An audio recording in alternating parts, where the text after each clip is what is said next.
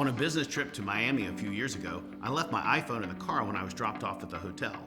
I didn't realize it was missing until about 15 or 20 minutes later when I was unpacking in my room. Not knowing where I left it, I called the front desk and then the limo service that had picked me up. The car company was very much disinterested in helping me and advised me that the driver wouldn't be available to even look for my phone for at least an hour. I thanked them and then hung up the phone. 2 minutes later, the phone rang in my room and it was the concierge calling to let me know that he would oversee recovering my phone, and he assured me he would get it back to me before midnight. Then before he hung up, he said, "You're in Miami. You don't need to worry about your phone. I'll handle it. You relax."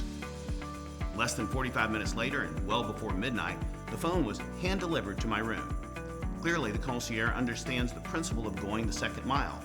He did far more than I expected and very likely far more than he was paid to do by his employer. He took the initiative in calling me and not only reassuring me the phone would be located and returned, but also that I should just chill and let him do his work. Then he over-delivered by getting my phone back in my hands almost an hour before he promised. He didn't care about being noticed, and he wasn't seeking a tip. He served me in exceptional fashion for the joy of it.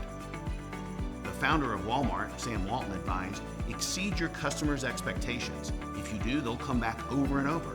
Give them what they want and a little more. Let them know you appreciate them. Make good on all your mistakes and don't make excuses, just apologize. Stand behind everything you do.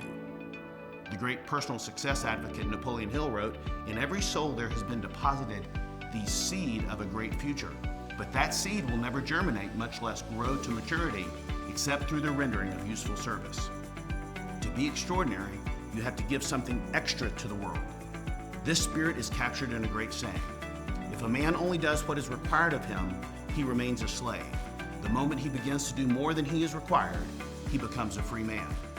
When you travel beyond the initial mile, whether at work or at home, your potential becomes unlimited. This is Tommy Newberry, because mindset makes all the difference.